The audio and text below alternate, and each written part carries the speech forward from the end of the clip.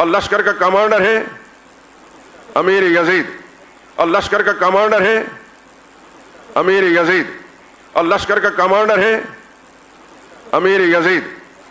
اللہ نے ان باپ بیٹوں کے اندر یہ صلاحیتیں رکھی تھیں۔ آپ کے لیے وہی رائے بہتر ہے جو میری رائے ہے کہ چپ کر کے خاموشی سے بیٹھ جاؤ، نہ لعنت اللہ علیہ کہو اور نہ رحمت اللہ، کیونکہ اگر لعنت اللہ علیہ ہوا تو رحمت اللہ علیہ کہنا قیامت کے دن گلے پڑ جائے گا، اور اگر وہ نکلا لعنت اللہ تو پھر اگر وہ نکلا رحمت اللہ تو پھر لعنت اللہ علیہ کہنا قیامت کے دن کیا پڑ جائے گا؟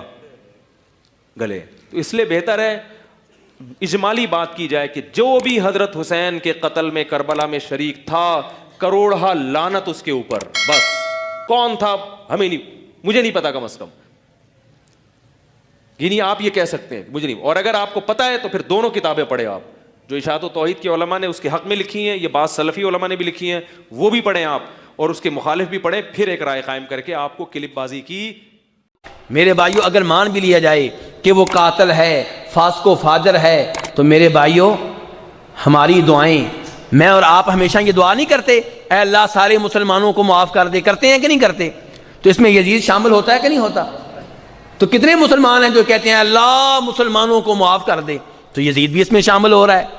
اور اگر آپ کہتے ہیں کہ یزید اس میں شامل نہیں ہے تو یہ تو آپ بات مانیں گے کہ یزید کے اوپر ایک وقت میں، ایک دن میں ہزاروں لاکھوں لعنتیں ہوتی ہیں، ایسے ہے کہ نہیں ہے؟ اور یہ ساری لعنتیں، یہ ساری گالیاں روز قیامت اس کے لیے نیکیاں بن جائیں گی۔ کیا بن جائیں گی؟ بات ہوئی ہے اب تیری طرف سے شروع، انتہا اب ہم کریں گے۔ اب تجھے بتانا پڑے گا جس کا تو نے دفاع کرنے کی کوشش کی، کھل کے آ، یزید کا دفاع کرنا ہے پھر پورے دن کا مسلمان بن،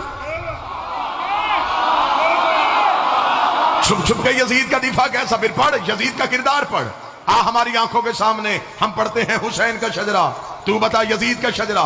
حسین 3 شبان کو مدینے میں بطول کے گھر قرآن بن کے نازل ہوا، یزید شام اور حمص کے درمیانی علاقہ تدمر میں حاکم شام کے گھر عذاب بن کے نازل ہوا۔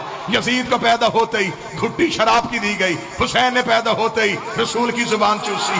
یزید کا نانا بجدل عیسائی خاندان سے تھا، حسین کا نانا سید المرسلین ہاشمی خاندان سے تھا۔ یزید کی ماں میسون جس کے ناچ گانے کو پسند کر کے حاکم شام نے اس کے ساتھ نکاح کیا تھا۔ حسین کی ماں وہ زہرا تھی جو ایک لمحے کے لیے سجدے سے فراموش رہی، جس کے حیا کا نام قرآن تھا، جس کے نوکر کا نام جبرائیل تھا۔ یزید کا دادا ساری زندگی مخالفت رسول کرتا رہا، حسین کا دادا ابو طالب ساری زندگی حفاظت رسول کرتا رہا۔ یزید کی دادی ہندا جس نے رسول کے چچا حمزہ کا کلیجہ چبایا، حسین کی دادی فاطمہ بنت اسد جس کی قبر میں رسول لیٹا، جس کو کفن محمد کے کرتے کا ملا۔ یزید کا ایک ہی بھائی تھا جو پاگل ہو کے مر گیا، حسین کا بھائی حسن مسند امامت کا تاجدار بن گیا۔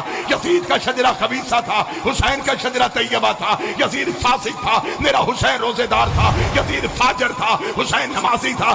اس لیے 26 رجب کو ولید کے دربار میں کھڑے ہو کے حسین نے یہ جملہ کہا تھا، اور ولید لکھ یزید سے میں تیری بیعت کروں تو کروں کیسے؟ میرے بابے جیسا تیرا بابا نہیں، میرے دادے جیسا تیرا دادا نہیں، میری ماں جیسی تیری ماں نہیں، تجھ جیسا میں نہیں، مجھ جیسا تو نہیں۔